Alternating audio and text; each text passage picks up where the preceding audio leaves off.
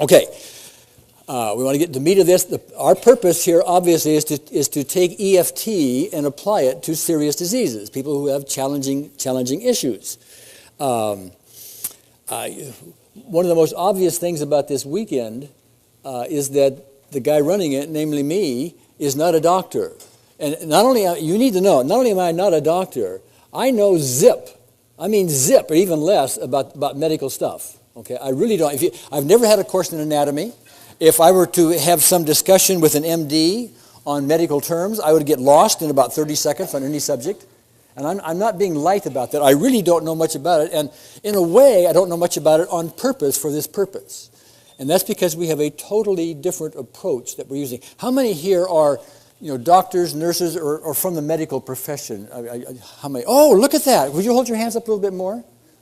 Oh, good. I'd bet you that's 8 or 10%. That's tremendous. We used to have one person every once in a while, but now we got a substantial group. As a result of the fact that I am not a physician, those who are working with me up here need to take charge of your own emotional and physical well-being. I might ask you to bend or do something, or take a deep breath or something, and you're the one taking charge of your own circuit. If there's something inappropriate about you doing that, you don't do it. And you tell me that. The same way with you in the audience. Many of you are going to be borrowing benefits and tapping right along with this. And I'll give you instructions later for that. But you also need to take complete charge of your own physical and emotional well-being. Okay? Now, we're going to have emotional assistants to help along with that, and I'll introduce them in a bit, but I want to make that point now. Now, I want to just spend a moment talking about the difference in approaches between what EFT is doing and what we're going to do today and this weekend and what the medical profession does. And I only choose the medical profession because it's the most prominently known healing technique out there. The medical profession tends to study the body. They study the chemicals that go on in the body. They study the body parts that are in there. All the cells, everything that goes, how all the stuff works together. And so they address the body as, and excuse the oversimplification because I want to make a larger point, they study it as though it was a bag of chemicals and body parts. And so they study the body and say, oh, this is what's wrong. We have a so-and-so chemical imbalance here. And so we will take another chemical called a drug to counteract that in oversimplified terms. Okay? Or this organ, something's wrong with this organ and it's causing a problem here, so we'll radiate it, or we'll use chemotherapy with it, or we'll do surgery on it, or something like that. That is the general approach. It takes a lot of dedication to learn all of that. There are lots of things the medical profession does that are just indispensable. For example, if I were to have an about-to-burst appendix, I'm not about to sit there and say, gee, I wish it didn't burst, okay? I'm going to gleefully jump up on top of the surgeon's table and be so thankful that they were there. I give you all that because by contrast, which is what I want to do here, EFT has a completely different approach. We're not getting involved at all with medicines or surgeries or anything like that. We're going to make an assumption here, right or wrong, that the cause of these various diseases is an energetic imbalance in the system and or unresolved emotional issues, guilts, fears, angers, and the stuff we all collect over lifetimes and decades and so on that have built up and manifested in the body as various ailments, illnesses, and so on. As a result, we don't tell people whether they should or should not take medicines. I mean, that's up to them and their doctor and so on. We are coming from a totally different approach. And one thing I want to emphasize is I am making the assumption up here every time, always making the assumption that the true cause is not a virus. It is not all these other things that may have occurred that the medical profession may point to. And that doesn't make the medical profession wrong. It's just a different approach. We're coming from the approach that the true cause is either an energetic imbalance and or unresolved emotional issues. That is going to be the assumption, right or wrong. Okay? And that you will see that assumption here over and over and over and over again. And you can assess for yourselves what's happening here, how valid that may be. That does not mean this is the only answer, even if we get the world's greatest results. But it is, I think, an important part of the healing process. Now, let me see. There's one other thing I want to talk about, which I think both the EFT approach and the medical approach needs to pay attention to. And that is what I call, how am I going to say this? It's a different order here. I am tempted to start what's called the EFT Medical University and issue doctorates, okay? And all you have to do to have this doctorate, Dr. EFT, whatever it is, okay, from this medical university, is you need to understand and practice the following sentence. If you want to avoid or cure most diseases, stop causing them. The body does have its way of healing itself, okay? But I want to tell you a story, because, while we laugh about that, the kind of stuff that we eat and drink, just the water that we drink has got chlorine in it and metals and all kinds of other stuff in it. The foods we eat are not natural. They tend to be prepared. They have herbicides, pesticides, yada, yada, yada, yada in them. And we keep eating this stuff. It's like putting bad gasoline in a car. The car may run for a while, but sooner or later you're going to have more repairs in that car. It's not going to last as long. Same kind of thing, okay? But I want to tell you a little personal story, which is not really a serious disease, but it does illustrate a point. This has to do with stop causing it, okay?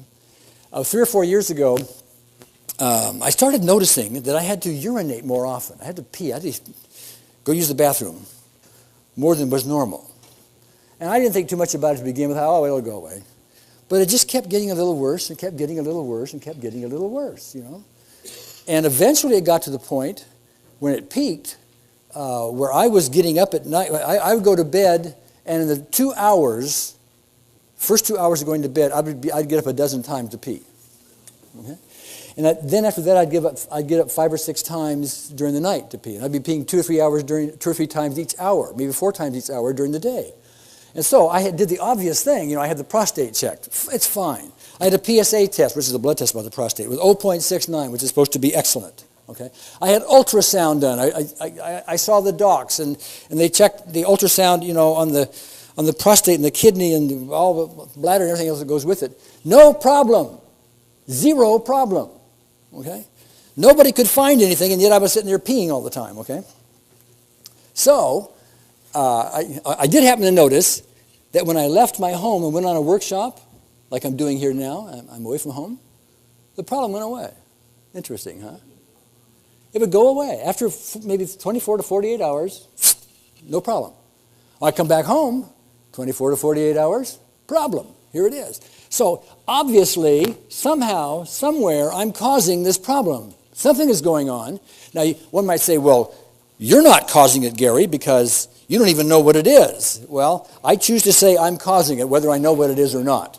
Because if I don't do that, then I don't really go find the cause, okay?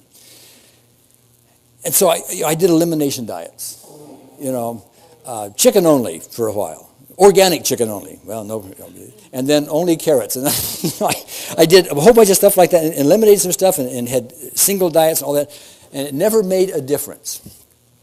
Little bits here and there, and then things would get better, or things would get better, maybe just a little bit, and then they'd get worse. It just kept bouncing back. And one of the things, and this is an important thing to know as an EFTer, by the way, I was doing EFT all the time for this. And when I do EFT, I would get temporary relief. Very important to recognize. EFT, I would get temporary relief. And here it comes again. Temporary relief, here it comes again. Temporary relief, here it comes again. And that, to me, is a huge clue, and you might want to put this in your notes, that if you're using EFT and you get on a physical issue and you're getting temporary relief, and it comes back, somehow or other, chances are you're doing something to cause that problem. Because whatever you're eating, drinking, wearing, or whatever it is that's causing it is overriding whatever benefit you may have gotten out of EFT temporarily. Anyway, I kept puzzling over this, and then one day I was reading Dr. Mercola's newsletter. www.mercola.com is his email, is his website. And he talked in there about a problem with Teflon. If you use Teflon at high heats, that can be toxic to people. And then I remembered 3 or 4 years ago, which is about when all this started, my mother gave me a Teflon frying pan. Okay?